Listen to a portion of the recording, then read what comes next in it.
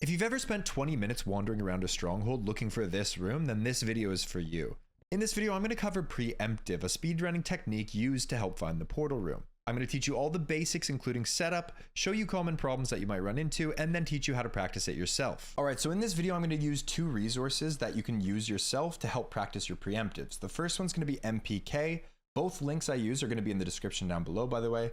MPK basically allows you to save hotbars and then quickly teleport and do other stuff to help get to specific points of a run. So for us, we're going to go to our saved hotbars. It's going to be I Spy right here. We're going to drop it with Q, and then we're going to grab the mini practice kit and place it.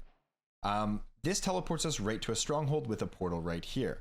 Now for preemptive, usually you're going to come through the portal right from your ninja bot coordinates and spawn right in that portal room if you've done everything correctly. Now a few basics to learn is that your graph that you want to get to is root game renderer level entities. That gives you this one. It's the same as mapless for BT and all that sort of stuff.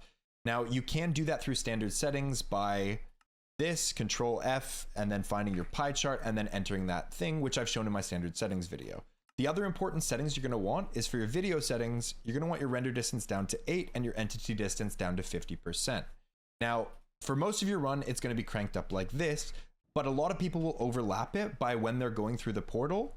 If they're on the wrong pie chart, which is very likely because sometimes you'll be using this one for finding the fortress, they'll hop into the portal, zero it out, go game render level entities, and then they're on the proper pie chart. Now you can also combine that using hotkeys, which Shift, F3, and F to decrease your render distance down to 8. Now I'm going to be a bit slow here because I was yapping, but you can use the hotkeys and decrease your render distance down to 8 once you're on this proper pie chart. You'll get quite quick with it, and it allows you to get right into the stronghold with most of the settings. The only thing you have to do from here is go and turn your entity distance down to 50. Now, what we need to talk about next is what you're actually looking for in this graph and what specific spikes are, because it's hardware dependent. Because I have a 3070 Ti and some CPU, it's going to be a lot different on my machine than it would be on yours. So I'm going to hop into the practice map, Llama's practice map, and show you exactly what I'm talking about. So now we're in the practice map, and you can see here there's a massive cow pit with a bunch of signs. This is basically just to keep all the mobs off.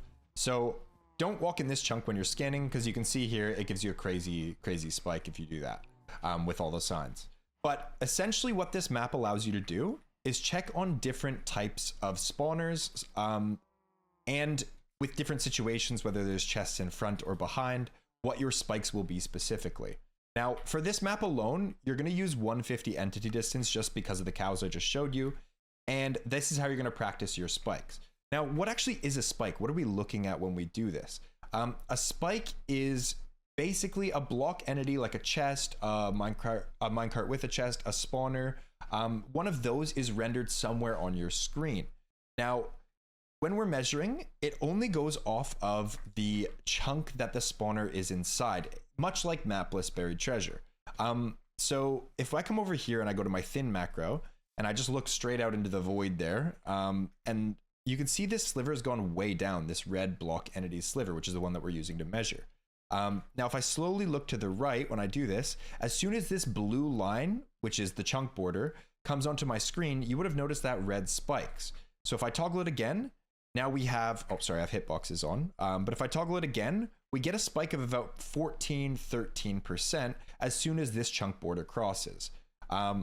Now you can see the spawner itself isn't actually rendered in yet. It's just the chunk that it's in. So that's very important to take note of. Now, if we come back over here and I turn off my thin or turn it back on, it's the exact same as when I'm looking right at that chunk spawner with nothing in my way. It's that 14%. So this is called a pure spike. And it changes when you turn hitboxes on. If I toggle it now, it's all the way up to 30%, which is a pretty considerable increase, right? This is essentially one method to do it. Now there's two different methods that you can use, and I'm going to go over them very briefly because Meebe, who I'll link down below, their preemptive video goes over each of these quite in depth. But I'm going to go over the important factors of it, and basically just the jot notes that I took away from watching that video. So there's two different methods. The method you should learn if you have to pick one is called hover hitboxes. So you want your hitboxes on and you want to hover a block when you're doing it. So if we go look like this at that pure spike that we were doing before, we get a massive amount of about 45%. Now, if we turn hitboxes off and do the same thing, it drops all the way down to 26%. Once again, this is just a normal silverfish spawner, which you'd find in the end portal room. But hitboxes on, 45, 46-ish%. Hitboxes off, probably about 26%. So take note of that. And like I said, this will be different for everyone's machine because everyone has different machines. So this is the importance of this map. Now, if you want to be a top runner, you should probably know both your spikes, which is obviously hitboxes on and off for whether you're hovering or not hovering a block. Now, where this becomes a little bit different, if we go over here, is when there's a block entity in front of the spawner or behind it, which I'll show you after. A chest is obviously a very common block entity. You get libraries in strongholds, you get just normal ones sitting there on the side. You get all sorts of things that can affect this block entity counter. So you remember before when we had hitboxes on and we were looking directly at it, we had about 46% or so. Now if we toggle it here, we're all the way up to 53% with just that one chest in front. If we add a few more chests as well, it keeps going up. So we're at 57%. So anybody who's tried to do a preemptive before and seen a massive spike like this and then ends up looking at a library, this is your problem. It's because the chests are in front or behind your spawner and that library is griefing your spike. Now, something to take note of is that when you're looking at that with the entity in front and you toggle the hitboxes off and then toggle it again, it goes down to about 48, whereas with hitboxes on, we were at 54, right? So it's decreased quite drastically, probably about 6% with just that chest in front. Now that method, that hover with the hitboxes, can be used for a variety of different things, which once again, Mibi goes over in his video, so I'm not gonna dwell on it too much, but it's good knowledge to have. You wanna test these spikes. Now a chest behind the spawner, once again, remember we were at about 54, 55% with the chest in front. If we toggle hitboxes on, once again, we make sure it's on because that's what we're always doing for these methods, and then toggle it, we get about 57%. So this is with just one chest behind. Now, basically, just so you're aware, one chest behind is the equivalent of about 5 in front. So if I do this here, 1, 2, 3, 4, 5, and then just quickly so you can take note of it, this will keep increasing the more chests or block entities you have. So you can see we're all the way up to 60 right now, right? We were at 57 before. If I break this really quickly, that's important. Those entities, which is another segue, we'll get into that. We'll get into that very soon. But you can see with those 5 chests in front, if we toggle it again, we're around that 57% mark. So one chest behind it is about 5 or 6 block entities in front of it. And you would have noticed I picked that book up before I did it. That book is an entity in and of itself, which can affect your spikes. So it could be an actual entity itself. We're on peaceful mode, but it can be an actual entity itself. It can be a broken block like that, something that's just sitting there. All of those things can affect your spikes, which you'll see right here. I'm not getting a good enough spike because this book that's been dropped is in the way. So that's something that you have to take note of as well. Now, a trick behind that, if a block is dropped like that, and we are in thin mode, chunk border's on for this, it's still in the way, you can see. But if we clip that book off and we're still hovering, and we get it out of our render distance, you can see we get a spike here, but it's a little bit misleading because we've been, imagine you were doing this like this, and now we've hit that, you're gonna think the spawner's somewhere over this way, right? But it's not, it's to our left slightly still, right? So what you can do for this is where the FOV matters quite a bit as well, for the 30 FOV. Because as soon as that book gets out of render, now you can see we get our spike in the correct direction. So that's where this FOV can also be an important factor of it. And like I said, entities can be a lot of things. It can be an actual mob, it can be this book, it can be a variety of different things, right? Which Mibi goes over quite a bit. So I should also mention that chests themselves aren't really affected by the hitboxes. So if we have a wall here and we hover it and we scan, we're looking at around 48 here. But if we turn the hitboxes off, we're still looking at around 48, no matter how many chests you have. And it's the same whether you're hovering or not. So if we turn hitboxes on here while we aren't hovering, it's around 47. Turn them off, it's still around 47. So this is a good indication that you are looking at a library or something as opposed to actually a spawner with a chest behind it or a different type of spawner. If you turn the hitboxes off and scan and it doesn't move at all, you're probably looking in the direction of quite a few libraries or chests if it looks like a considerable spike still. Now, the next thing I want to go over briefly is the difference of different types of spawners and what that'll do to your spike. So if we look over here, this is a skeleton spawner. And if we go to our normal, which was hover and hitboxes, and we look at the spike, we get about a 56%. Now, I'm not going to go over each and every one of them, but I'm going to show you a couple important things. So skeleton spawners, the main thing I used to struggle with, which I think you might as well, is how do I know that I'm looking at a skeleton spawner as opposed to a silverfish spawner with 4 chests in front of it? Because as you can see, they are quite similar spikes, 56% on both of them, right? And now this is where the hitboxes and the hover hitbox technique comes quite in handy. As you can see, we're hovering here, we have hitboxes on. If I turn the hitboxes off for the chests, it drops to about 50%. Now, if I turn them back on and then go over to the skeleton spawner and I look at it again and turn them off, it only goes down to about 54%. So the change is much less drastic when you're looking at something like a skeleton spawner, which will spawn in a dungeon, which, as you probably know, sometimes generates near the stronghold.